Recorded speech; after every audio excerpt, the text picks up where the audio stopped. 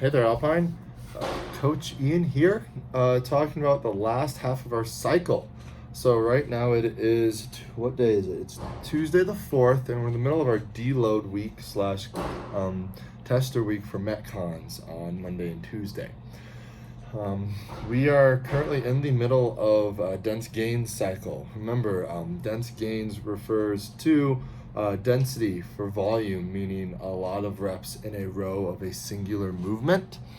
And then our gains, I'm going to say it's the gains of that density, and then also some strength gains. So, in the first half of the cycle, we were doing a lot of positioning work with our clean and our snatching, some split jerk work, front squat 1.5s to work on not only the strength of our front squat, but getting out of that hole and through that sticking point. And then we worked on ring muscle up skill and volume accumulation there. Quite a few people got their first ring muscle up, and I'm super excited about that. Very, very, very proud of them. Shout out to Will, Celine, Alyssa, and many more that are to come with getting that first ring muscle up. But let's talk about what we're going to be doing for the remainder of this cycle. The remainder of the cycle is going to be about 4 to 5 weeks, depending on how people's bodies are later in the cycle and all that jazz. I'm never set in stone with how many weeks we're going to do, because I like to just see how people's bodies are reacting. Maybe we need to do a deload week. This first deload week was actually a little bit further down the road than I thought it would be, so good job to you all.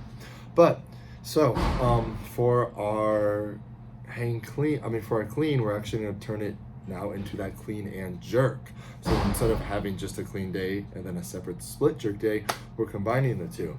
It's still going to be positional. So for like next Monday, we're doing every 5 minutes for 30 minutes. This is going to be for load and time. So 2 different scores there. Kind of makes it a little interesting. You're going to give me a hang clean. You're going to rest 10 seconds. You're going to give me a clean. You're going to rest 10 seconds. And then you're going to give me a clean and split jerk right into a 200-meter run. So this is a broken format WOD, meaning there is set rest in there, but it's not much. So I am combining positional work with going from a hang clean to a clean and jerk, and combining that with a run there just to kind of work on some sprints at that same time. You're going to do 6 sets of that. So it's going to be 6 sets or 1,200 meters of basically sprinting along with some positional clean work. My not theory, but the reason why I'm doing this is, one, I want to continue with positional clean work to work on those positions, but also allow you to keep on building up in weight, and now combining the clean with the split jerk to make that clean and jerk. Next, we're going to be having days where we start off with a power primer every 2 minutes. Each for cows for 8 minutes is going to be a 20-second max cal assault bike is for next week. So you're getting quite a fair amount of rest, and so that means you're going to keep that intensity nice and high. We're thinking 90 to 95%, not quite all out, because after that, which is actually you're going to get 3 minutes and 40 seconds of rest. You're going into a 25-minute AMRAP of assault bike calories, some drag rope double unders, and rowing cows. So I'm going from a power primer to work on our power output to suddenly making you work for 25 minutes non-stop of monostructural movements, which we like to think are our ing movements, meaning our rowing, biking, running, all of that stuff. Double undering, even though that's not really a word, it's still in that category. So going from, once again, a power primer, because we need to stay powerful as long as possible, into a longer Metcon, getting those lungs open, just literally working and moving for 25 minutes straight.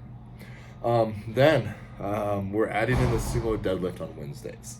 It's actually going to be sumo deadlift strength work paired with some more volume accumulation and density accumulation of ring muscle ups. Okay, so we're also going to run on this day again. Running's good for us, it's fine. But it's going to be 5 rounds with 20-minute time cap of 6 sumo deadlifts, some ring muscle ups depending on where your skill level is at, 400-meter run, and then rest a minute. With this, the emphasis is here. We're going to build weight in that sumo deadlift and then do some ring muscle ups while under some slight fatigue, and then get a run in there and rest for 1 minute. All right, so we're working on building up that deadlift and then also getting some ring muscle ups in there. So some fatigued gymnastic work for those higher skill gymnastics while building strength and pulling. And this time we're getting with that sumo deadlift, which is going to work on the glutes, the hamstrings, like always, just really get stronger in that pulling. Then our Thursdays are no longer going to be that skill day, but we're actually going to have it be a front squat and power output day. So what it looks like for next week is every 5 minutes, 5 front squats, rest 30 seconds, 3 tall box jumps, rest 30 seconds, 15/12 cal row, rest 90 seconds. So it's a lot like what I'm having you all do on Monday with our cleans, except now we're going into some strength work, into some bounding power, into just some calorie rowing. How we're going to treat this calorie rowing, though, is you have to go pretty fast with it to get the rest needed and all of that. So after that, Thursdays, or our day that we're snatching, we actually have some positional work in the EMOM format. So we're doing a 5-minute EMOM of 2 snatch high pulls, building up to no heavier than 60%. Run into another EMOM, which is snatch high pull and power snatching. You get to build a little bit heavier there.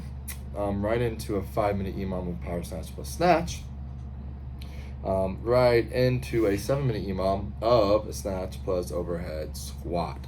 So those first 3 sets of the 5 EMOMs are really positional work, priming the body for the big bang for a buck, which is that 7-minute EMOM with 1 snatch plus overhead squat. During that, you're going to build to your heaviest there. Once again, I'm always about technique overload. You get that technique down, your load is going to get higher, heavier, however you want to view it down the road. Then you're just like, guy, you're like, Ian, why are we just lifting that day? We're not. You finish that last 7-minute EMOM, so that last snatch plus overhead squat. When that next minute starts, you are then doing 40 bar facing burpees for time. You're like, Ian, why are we doing this? Why bar facing burpees? 1, we see a lot of them in the open and CrossFit in general.